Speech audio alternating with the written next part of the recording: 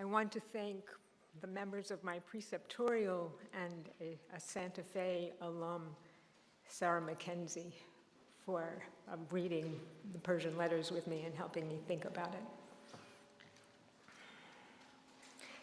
So there's a handout, and, ooh, that's a little much, huh? There's a handout, and the quotations will also be up on the screen if I do this right. Montesquieu's Persian Letters, Cartesian Rationalism, Rebellious Souls. Montesquieu's most famous and most ambitious work is The Spirit of the Laws. It is a large book, often cited, I might say plundered, for succinct guides to good government. In writing that book, Montesquieu claims to have drawn his principles, quote, not from his prejudices, but from the nature of things, end quote. Once he discovered his principles, he says, all he sought came to him. What he sought was a science of human affairs. I will say only a bit more about the Spirit of the Laws tonight. The book I will focus on is The Persian Letters, an epistolary novel Montesquieu wrote and published anonymously much earlier than The Spirit of the Laws. He includes in it, he claims to be merely the editor, the letters of a pair of Persian exiles he finds at first ignorant and prejudiced. The letters show the exiles' gradual but incomplete enlightenment and provide the reader with an image of Montesquieu's critique of Cartesian science. Montesquieu plays here at interrogating the Cartesian soul, or a caricature of it, placed in the context of a singular set of human interactions and showing it to be at odds with itself. In the process, the Persian Letters challenges the prejudices of readers so as to free us from the oppression of chains that link our dogmas with our other truths, Montesquieu's words. Those dogmas are not limited to the Christian sort. The link in question in this talk is Descartes. In particular, the uneasy alliance Descartes forges between the Christian God and the guarantor of truth, whose existence he proves in the discourses and the meditations. Who are we? I argue that Montesquieu has in mind any of us who, having been educated by Descartes to recognize universal laws discernible by reason, fails to address the complexities of the human soul in the same spirit of scientific inquiry. Descartes opens the way to Montesquieu's more elaborate science of human affairs. Montesquieu caricatures Descartes in the Persian Letters only to extend, perhaps complete, his project. I am presuming no familiarity with Montesquieu's works. The connection between Montesquieu and Descartes isn't immediately evident, so I will offer first, not proof, to be sure, but a bit more context for my claim. In a work on natural history, an early work, Montesquieu proclaims that he is a strict or rigide Cartesian. What does he mean by this claim? Like Descartes, Montesquieu rejects accounts of human life that begin with theological and academic presuppositions. He rejects final causes and natural wholes. He finds laws everywhere. His Cartesianism leads him to new projects. In the first chapter of The Spirit of the Laws, he lays out the main types of law that govern human beings. To begin with, there are laws of body and mind. Insofar as we are physical beings, we are subject to laws that govern bodies. We are also intelligent beings. As such, we are limited, and our limitations lead to violations of the laws God has given us, as well as the laws we make for ourselves. If one intelligent being, Montesquieu says, has done a kindness to another, the recipient ought to feel gratitude. But passions and prejudices make us forgetful of the laws that must govern intelligent beings, and thus of our place in the larger wholes we inhabit. This is why, in order to live well, we require explicit laws of religion and morality, as well as political and civil laws. What are the appropriate laws? These depend, according to Montesquieu, on the true relations among things, and therefore vary with those things. Knowledge of these relations is possible. Like Descartes, Montesquieu's goals are limited. We can achieve not the knowledge of the true natures of things, but of how they relate. Unlike Descartes, Montesquieu discerns a web of interactive laws that affect how each human being lives in society. In the spirit of the laws, Montesquieu creates something I want to call a post-Cartesian political science. In the Persian laws, we can see some hints of that project. I will focus here not on those hints, but on the drama of the Persian Letters, which illustrates the need and at least one of the principles for the political science of the spirit of the laws, namely honor. I will return briefly at the end of this talk to the implications of the novel for a science of politics. Here is a preview of the trajectory of the book and my take on it. The Persian Letters is a series of letters, many of them written by a single fictional character, Usbek, a Persian exile who has left his country and his seraglio to travel to Europe and learn about Western science. Usbek is Montesquieu's most Cartesian character, a man without a country devoted to the pursuit of knowledge through the recognition of universal laws. Most of the reflections on justice, economics, religion, and even the family are articulated by Usbek, and they constitute a consistent rejection of despotism. Usbek's lack of self-knowledge is as stunning as his intellectual progress. He has left behind 5 wives, at least that we know of, and a number of eunuchs to guard them. His lordship over his seraglio is completely at odds with the enlightened views he develops and shares with his correspondents. Since Usbek thinks his honor depends upon his maintaining power over the women he has deliberately abandoned, his insistence on his power grows as his absence lengthens. His letters span a period of about 8.5 years. His fear of dishonor maintains such a grip on him throughout that time that when his wives rebel and the order of the seraglio is destroyed, he is paralyzed and distraught. The concern with honor is not peculiar to Usbek. It is shared by his wives.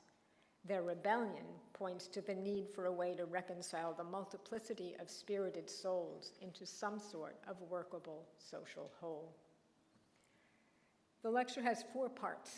1, the action of the novel, the self-destruction of the Cartesian I. 2, Usbek's scientific and political enlightenment. 3, Usbek and his wives. 4, rebellious subjects, competing despotisms. 1, the action of the novel, the self-destruction of the Cartesian I. In Montesquieu's own words, the Persian Letters is a sort of novel. It is also an attack on despotism of all sorts, most obviously the despotic rule of men over women. The action of the book is the self-destruction of despotic rule in the seraglio and the complete collapse of its master. So, I am associating Descartes with the absent ruler of a seraglio in Persia, maintained by eunuchs. If I can make that plausible, other things will follow. The story begins when 2 Persian friends, Usbek and Rika, leave Persia to travel in Europe.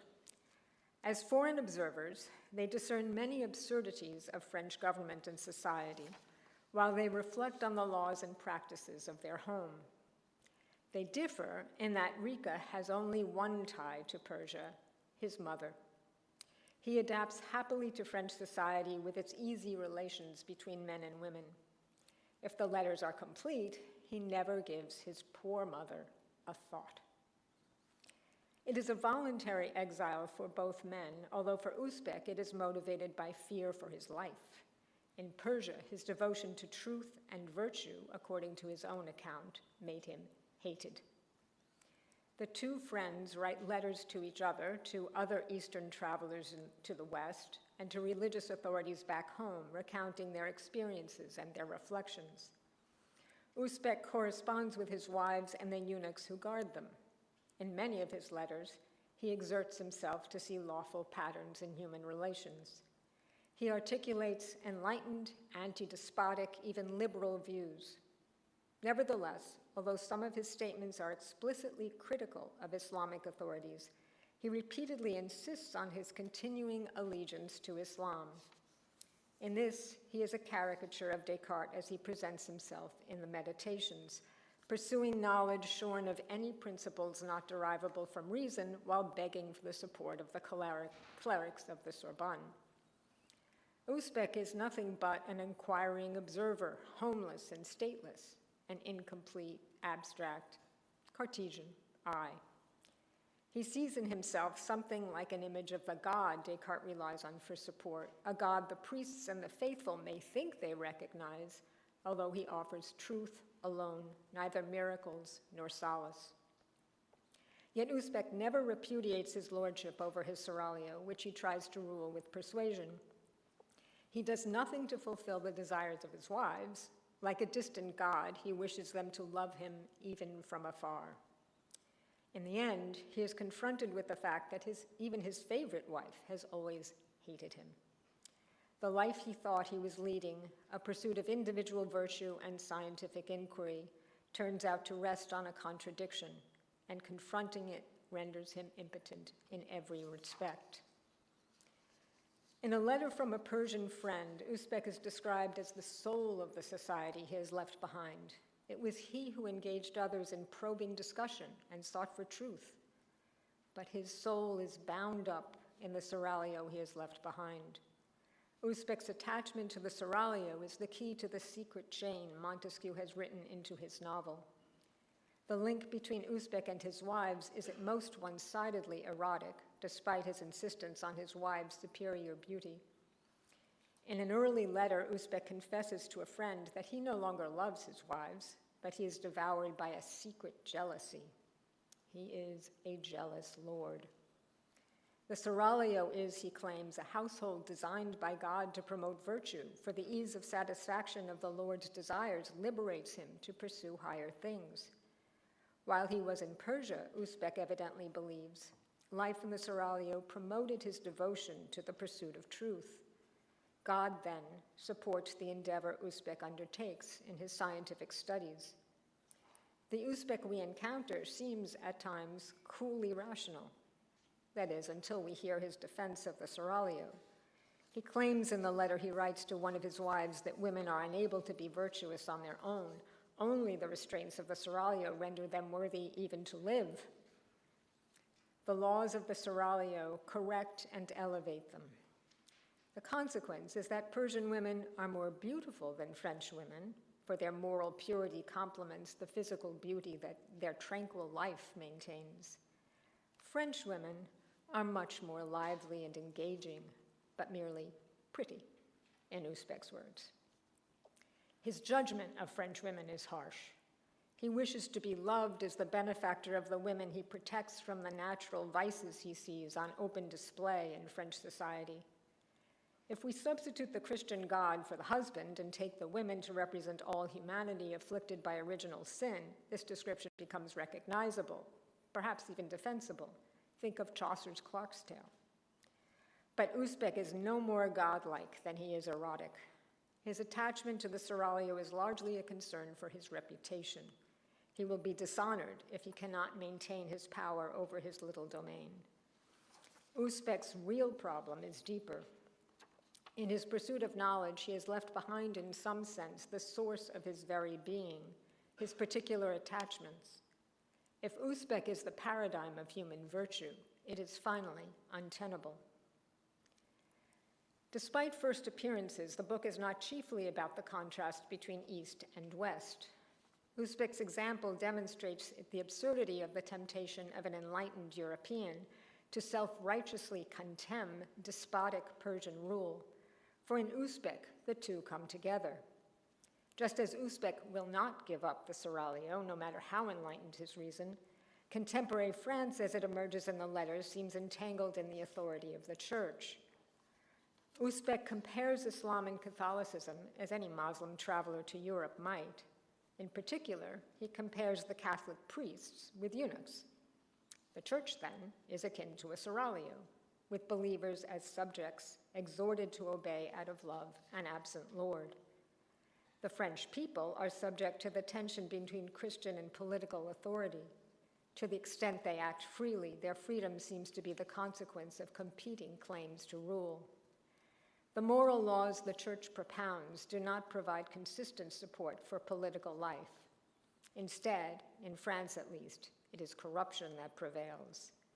Vanity helps to fuel the economy, and the loose relations between men and women permit individuals of both sexes to thrive in a way that Rika appreciates, but Usbek deplores. After the king dies, the regent for the child king manages the money supply in accord with the modern theories of John Law. At the same time the seraglio collapses, Law's policies lead to economic collapse in France. In both religion and economics, vain hopes bolstered by unfounded claims are shown to be empty. There is no reconciliation between the power of the church and the power of the prince, and yet together they persist. Neither France nor the seraglio, or Persia itself, is the model for good government. The isolated and detached mind of Usbek has turned out to be utterly dependent on the seraglio and all its passions that he left behind. Descartes' account in The Passions of the Soul is inadequate to explain Usbek's trouble. As I proceed, I will discuss selected letters written from the seraglio by Usbek's wives and the eunuchs who guard them, and the reflections primarily of Usbek himself. For the most part, I must neglect both the experience of Usbek's easygoing traveling companion, Rika, and the economic disaster in France. Most of the rest of the slides are quotations, the same ones that you have on the handout, if you have the handout. 2, Usbek's scientific and political enlightenment. The long series of letters that make up Montesquieu's novel document Usbek's progress in enlightenment. Out of 161 letters, 80 are written by Usbek himself, while only 12 of those directly concern affairs back home. Many of the remaining letters are responses by friends of his, including Rika, to Usbek's thoughtful reflections on religion, politics, and economics. Usbek rarely responds to Rika's letters, but Rika responds to Usbek. As we have seen, Usbek understands himself to be a lover of virtue. He claims he left Persia when it became clear that his truth-telling and love of virtue made both the prince and his ministers his enemies. He feigned a patriotic interest in learning about Western science and so persuaded the sovereign to endorse his travels. But Usbek's feigned interest in science became real. It would be dangerous for him to return, and in Europe he is free to pursue knowledge of all sorts. Like Rika, he seems set to become a Westerner. Very early in the novel, we get some evidence of the ideas that made him unpopular with the court. A Persian friend writes to Usbek demanding an explanation of his earlier claim that justice is innate and men are born to be virtuous. He responds with a fantastic story of the troglodytes. Before he witnesses the European way of life, he offers an imaginary account of how a people could combine private interest with the public good and make virtue a second nature. Here is a very quick summary. The troglodytes are not born good. They must first learn through suffering the effects of self-interested violence. The lives of the first troglodytes deteriorate into a Hobbesian war of all against all. 2 troglodyte men, and their wives, I guess, survive and found a free and healthy society. They instruct their children that their interest is necessarily bound up with the public good. When the demands of virtue are self-imposed or become second nature among members of a society without dissent, prosperity and well-being result. There are no disputes about what virtue demands. Even the troglodytes are unable to maintain this congenial way of life, however. The people eventually demand a king in response to their growth in population. As he ascends to the throne, the designated monarch laments that his people no longer wish to rule themselves in accord with virtue. The laws the monarch will impose are a poor substitute for virtue, the new monarch laments. The virtuous, he insists, recognize for themselves the unchanging good. Usbek's fantasy reflects his wish for harmonious society, both public and private. He imagines that the members of his seraglio should each gratefully accept its laws as the natural paths to their own good. In subsequent letters, Usbek abandons the claim that there is a complete confluence between private and public or common good, and he assumes there is a ruler of some sort over people who are ruled. He persists in thinking that there is a natural standard for justice implicitly accessible to all human beings, but he recognizes that the ruler must acknowledge the interests of individuals. The common good is shared interest. Individuals must be confident that their labor will contribute to their own well-being. Property rights must therefore be secured. Usbek advocates religious toleration. When he argues for equality and liberty, it is because they lead to prosperity. A strong economy is the key to the well-being of the people and the strength of the nation, even if luxury replaces virtue as the object of pursuit. Vanity, again, the characteristic vice of French society, according to Usbek, promotes economic activity. It is a vice to be tolerated. But how does he get here from the praise of the virtuous troglodytes? Usbek's political thought evolves in accord with his scientific interests, and it is based on his understanding of science. He seems to have come across a tract very like Descartes' Le Monde, and he is impressed with the power of remarkably few principles to explain a wide range of phenomena. In his letter to a dervish or priest back home, he claims, "The knowledge of 5 or 6 truths has rendered their philosophy full of miracles and has made them perform almost as many prodigies and marvels as those told by our holy prophets, of our holy prophets." End quote. The truths he lists are that every body moves in a straight line unless hindered by some obstacle, and that any body that revolves around a center tends to distance itself from it because the farther it is from the center, the more its path resembles a straight line. This is a model for him of a science of human interactions. Put over simply, all humans pursue their self-interest, and the power of the ruler diminishes the further the interest of each subject departs from the ruler's commands. In the same letter, Usbek insists he is still a faithful follower of Muhammad. Perhaps he is simply acknowledging that he cannot give up Islam despite his rational objections. Just as he cannot give up the seraglio, he cannot or will not give up its religious support. But he concludes the letter by complaining that he finds in the Quran human ideas expressed in the language of God. Inspired books, he suggests, are different. They express the ideas of God in human language. At this point, the Jewish or Christian reader might expect Usbek to consider the 10 Commandments intelligible laws laid down by an inscrutable supreme being. But no. The ideas of God must be true moral ideas, he insists. That is, he thinks they must make sense to a reasoning being who can consider the true relations of things. He seeks a science of morality. There is no explicit account in this book of God's governance over recalcitrant humans. Rather, in Usbek's view, God shows restraint.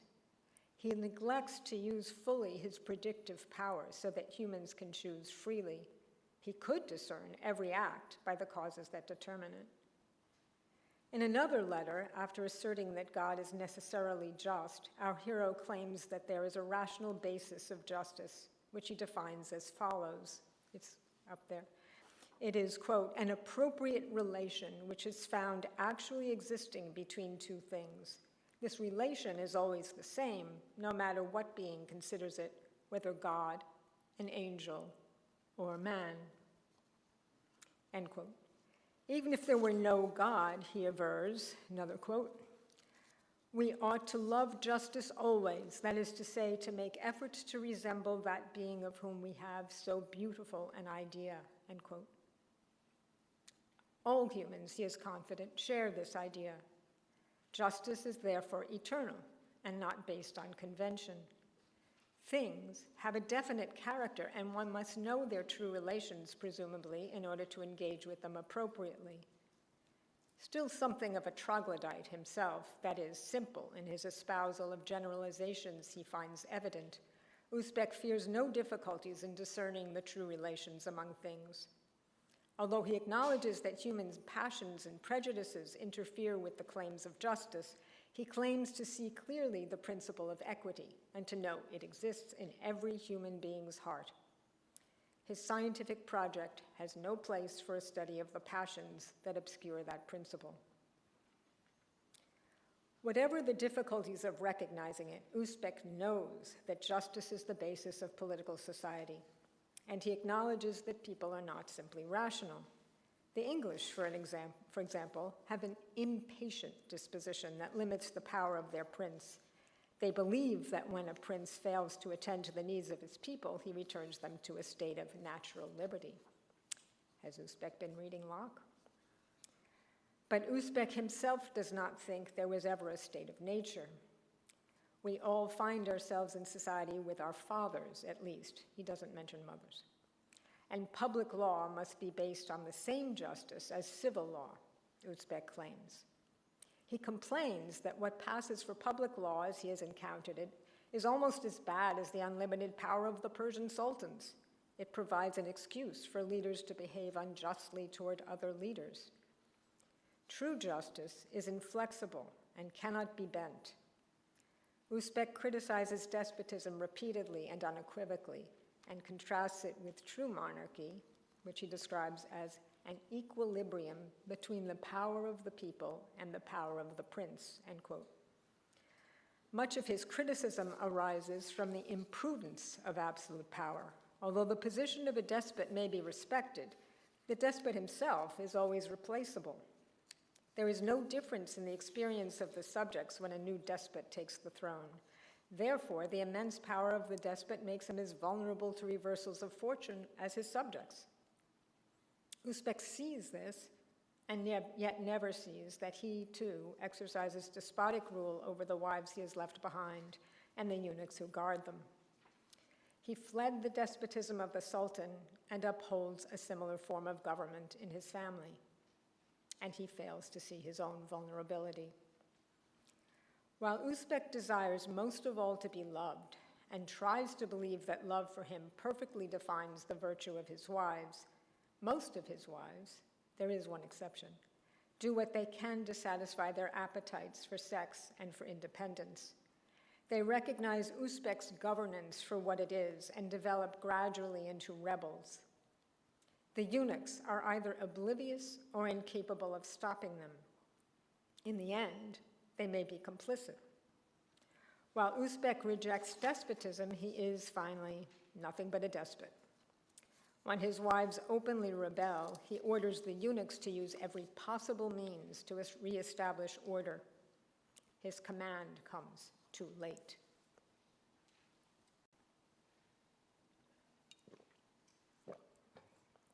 Part 3, Usbek and his wives.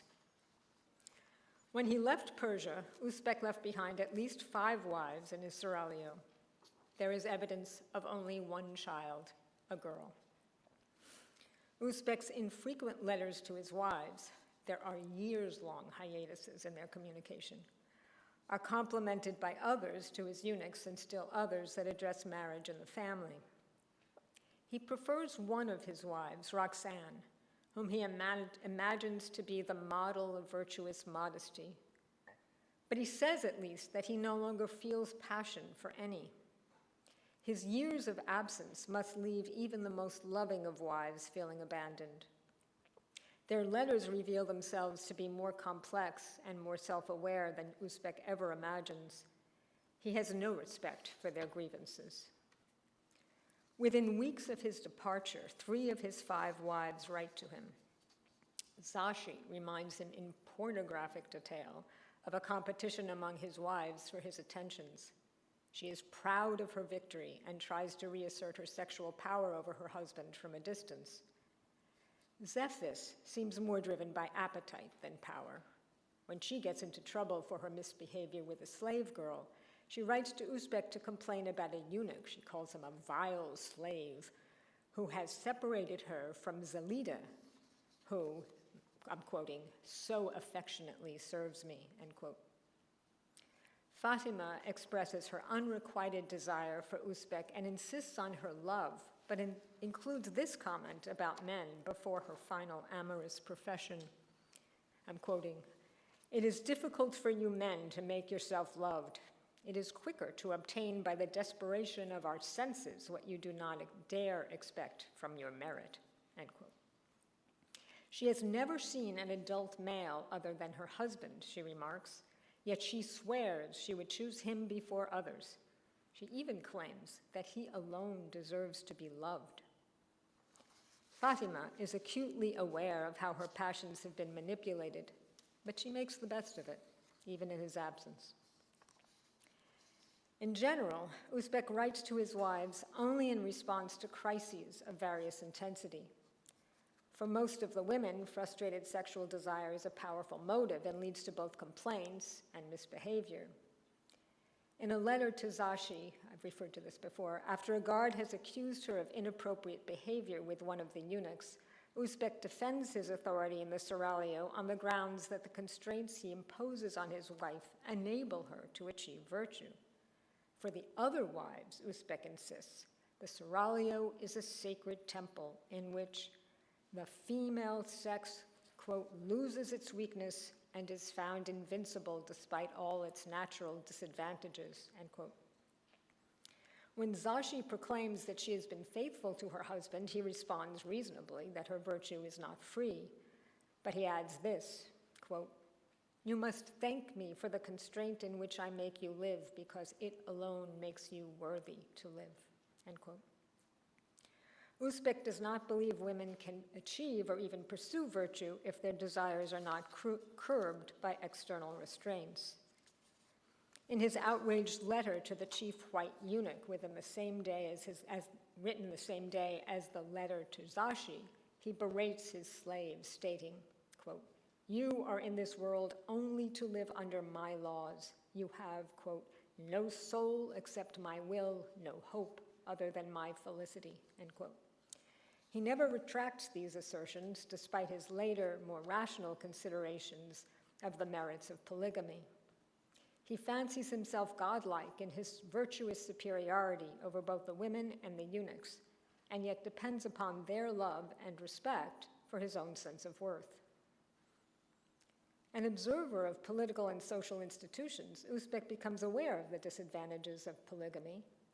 He argues, this is 7.5 years after his departure, that polygamy is one of the causes of a decline in population. The few children it breeds are weak, he observes. The life of a Muslim husband, he says, is necessarily laborious. He must be, quote, an athlete destined to fight without rest, end quote. In his letter to his friend Reddy, he offers no defense of the practice he insists on maintaining in his abandoned home. Usbek is contradiction itself, as he says of humans in general, and in particular of the French king. Usbek can't give up power over the seraglio, for his sense of honor is bound up with the maintenance of order among his wives. He could not endure for it to be known that he couldn't maintain order without violence, even when he has, in effect, abandoned the seraglio. He complains that he has been dishonored if the white eunuch has so much as gazed upon Zashi. His sense that the women are securely reserved for his enjoyment left him free to devote himself to reason when he was in Persia. Once he departs, the wives are treasures, beautiful possessions that are protected from the corruption of others' eyes and hands by the constraint of the seraglio. But why do they matter so much once desire has been sated? How is he vulnerable to the disdain of other Persian men whom he will probably never again encounter? Usbek can't escape the seraglio because he has unknowingly rendered it an extension of himself. Although he acknowledges only his superiority, the women and the eunuchs are like alienated portions of his own soul. They assert the appetites he claims to have sated and thinks he can ignore. They constitute the only society he has ever seen himself to be part of. The desire for honor or distinction is the constraining link between Usbek, his wives, and their guards. The wives openly compete with each other, partly for his approval, partly to distinguish themselves as individuals. Their developing sense of their worth and desire for independence is bound up not only with sex, but with the desire to love and be loved, while Usbek's sense of worth requires their willing submission. His sense of his personal virtue demands at the same time that he be worthy of love. Usbek initiates written discourse with only one of his wives, his favorite, Roxanne. He writes to remind her, recalling the early days of their marriage, of her modest resistance to his advantage in their first weeks together, and to contrast her with European women whom he finds corrupt and unlovely. Roxanne is fortunate, he claims, that she is kept pure in the seraglio. Among his wives, Usbek attributes virtue to Roxanne alone, and he asserts his confidence in her love for him. She does not write back. It never occurs to him that when she refused his advances, she was moved by hatred and disgust, or that his assaults were an affront to her. Shockingly for Usbek, Roxanne is the most independent-minded of his wives. Her virtues are real, and they are quite different from those Usbek ascribes to her. When the women rebel, Usbek hesitates until the crisis is overwhelming to impose order by force. He wants most of all to be loved and struggles to maintain the illusion that he is. He depends on the careful governance of the women by his eunuchs, even though he distrusts them. Usbek's contempt is not less virulent for the eunuchs whom he keeps as guards than for the women. Yet he fails to control these parts of his fractured soul. He has separated himself from the despotism of erotic yearning only to enslave himself to souls he laments that he cannot trust to preserve his sense of his wholeness as a man. A sense of masculine wholeness is precisely, of course, what the eunuchs lack. They are resentful, cruel, and often incompetent with the women. Although they enjoy gazing on the beauty of women, the chief black eunuch recounts his delight in a concubine he purchases while Usbek is absent, purportedly for Usbek's pleasure. The eunuch's usual source of satisfaction derives from their ability to thwart every effort of the wives. Usbek does not hate the women. The eunuchs seem to. In some cases, they turn their hatred toward one another, although there is an instance of friendship, too. In his little domain, Usbek is a despot, and he is so blind to the fact that his power is in conflict with his enlightened principles that he is shocked when his power dissolves.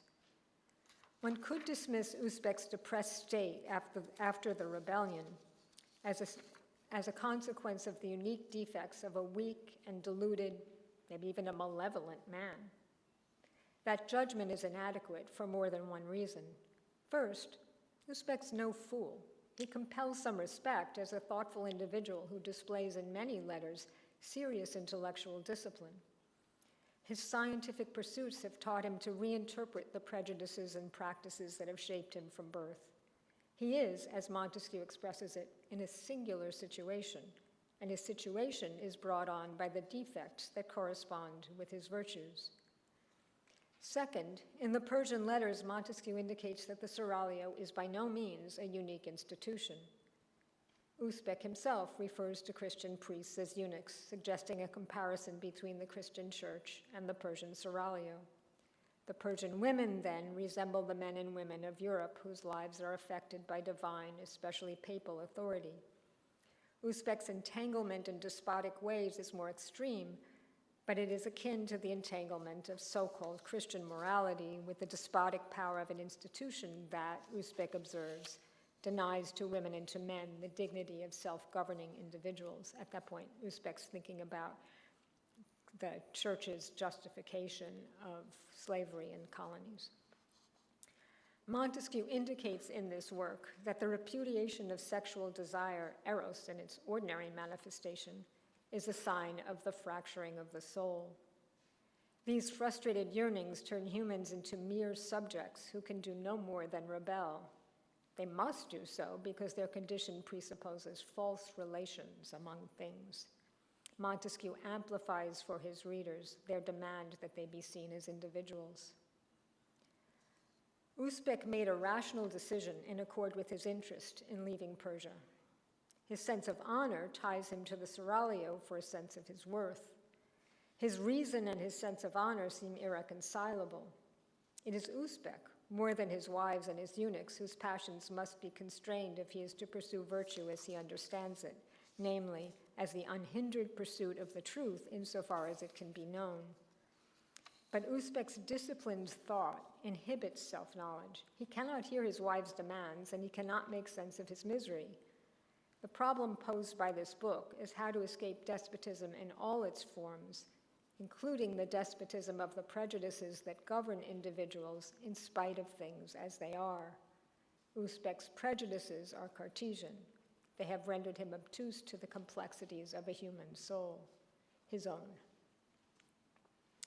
3, rebellious subjects, competing despotisms.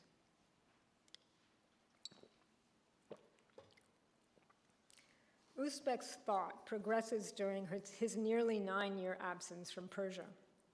The women, too, progress, perhaps in their understanding of their oppression, certainly in their determination to resist it. Their early letters indicate how differently from one another they try to relieve their oppression. When Zashi writes to Usbek to talk about her victory in the competition for Usbek's attention, she goes into graphic detail in a clear attempt to renew her power over her absent lord. He does not respond. Zephys does her best to find satisfaction wherever she can. She tries to get Usbek to intervene in response to her reminders of their love and her tears. She fails too. Fatima, whose name recalls the mother of Muhammad, displays her intelligence and her determination to show Usbek her great worth. She knows how her passions are manipulated by the institution of the seraglio, but she accepts her fate and professes love for Usbek nonetheless. No response. Zealous writes later than the others, but repeatedly. She tries to clarify the bizarre rules of the seraglio with a series of questions. Can eunuchs legitimately marry? She reports that a man has unjustly repudiated a woman on her wedding night. Is there any redress for the father of the bride against a groom who claims falsely that she is not a virgin? Usbek answers the question with only slight sympathy for the woman and a good deal for her father, who has been shamed, but he maintains the validity of the law. He adds in his letter that he approves Zealous's care for their daughter, a response of sorts to her question of 7 months earlier. The question was, does Usbek agree with her decision to consign hers and Usbek's daughter to the isolation of the seraglio at the young age of 7, to habituate her to the otherwise unwelcome constraints of adult women's lives? Zealous's argument is potentially rebellious despite her superficial embrace of the rules of the seraglio. She says, quote, "It is vain to talk to us of the subordinate position in which we are put by nature. We must be made to practice submission so that it sustains us in those critical moments when the passions begin to arouse and encourage us to independence," end quote. The plight of the father of the bride elicited a quick response consistent with Usbek's concern with manly honor. The fate of his daughter elicited in him no sense of urgency. Later, Zashi will be found in bed with a eunuch, and Zealous will drop her veil to show her face on her way to the mosque. A young man is found in the seraglio. Both women write to Usbek to complain of their punishments. Usbek's favorite, Roxanne, writes only 2 letters, and they come in quick succession. First, a full 9 years after Usbek's departure, she writes to complain of the eunuch's new campaign of terror.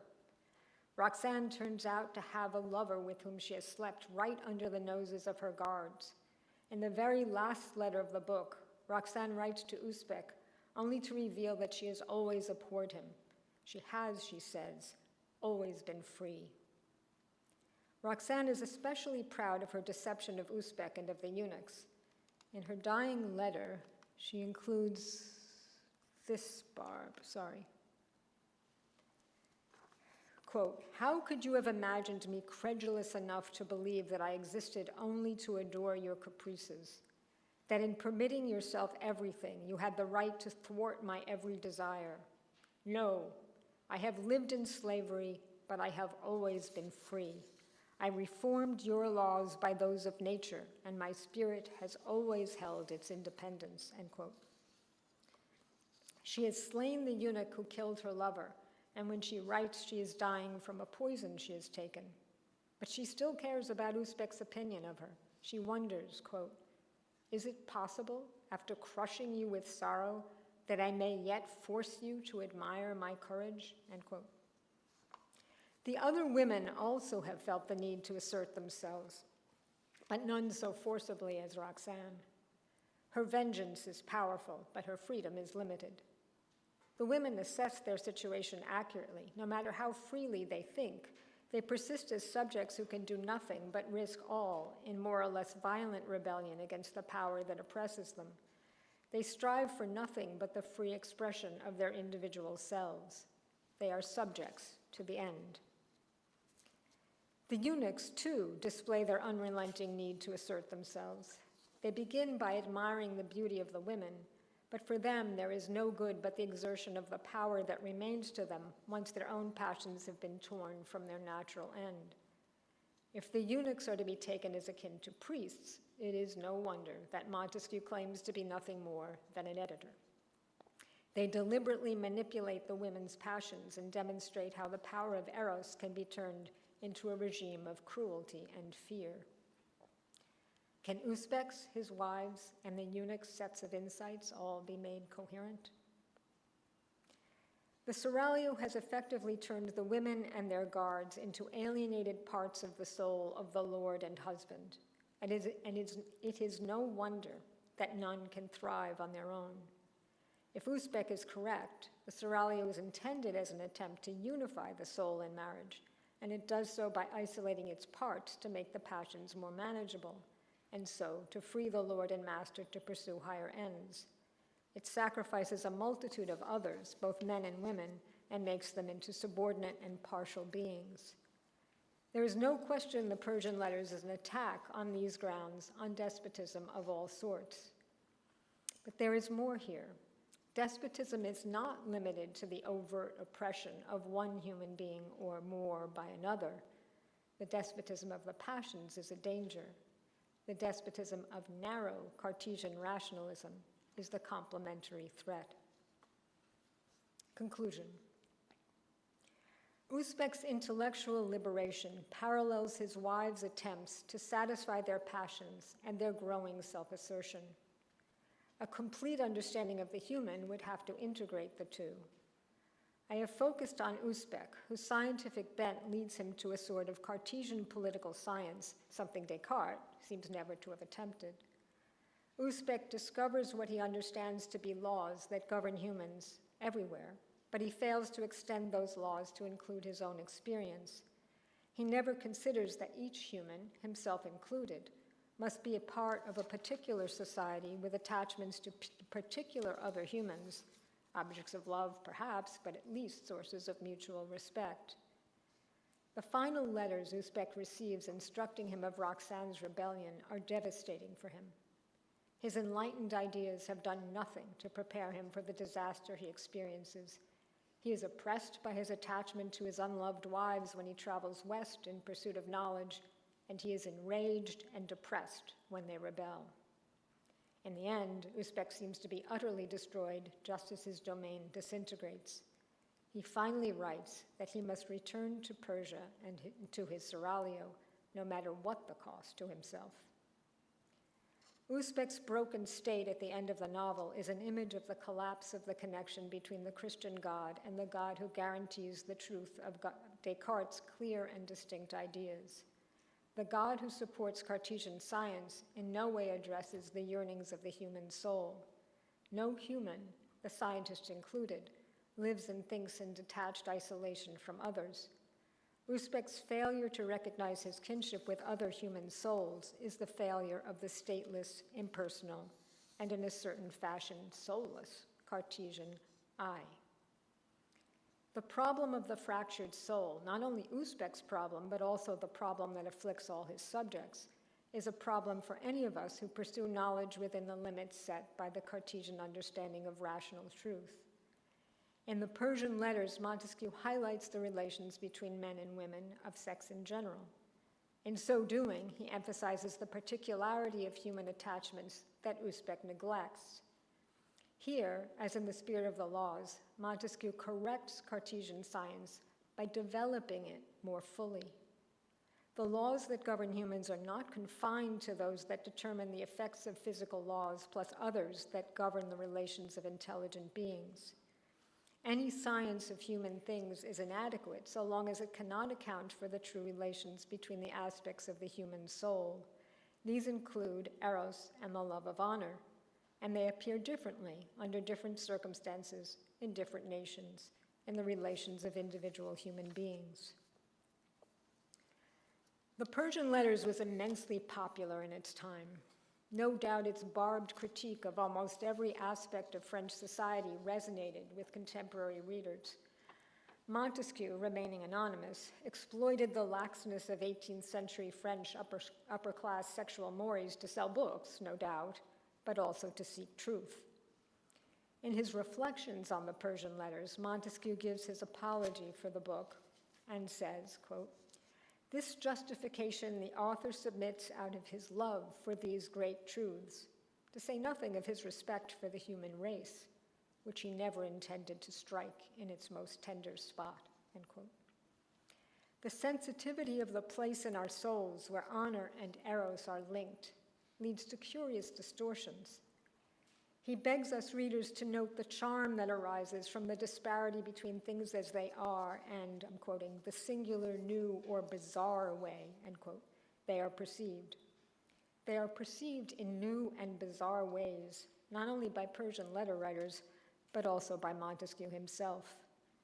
In this book, priests appear as eunuchs, the Cartesian claimant to God's throne as the despotic, absent lord of a seraglio, the Pope and the King of France as magicians, and both men and women as subjects of two kinds of despots, that of the eunuchs and that of their Cartesian lord. In the Persian Letters, Montesquieu charms his reader while he assaults the reader's defenses against the prying of his post-Cartesian I, which aspires to develop a science of human affairs. The great truths he offers in the Spirit of the Laws must provide the full justification for this work's indelicacy. Unlike Hobbes and Locke, Montesquieu claims in the Spirit of the Laws that it is the desire for sex that first overcomes human fearfulness and which leads to our emergence from the state of nature. A science that ignores the passions and prejudices of erotic beings cannot distinguish liberation from slavery. It is a ready tool for tyranny. Thank you.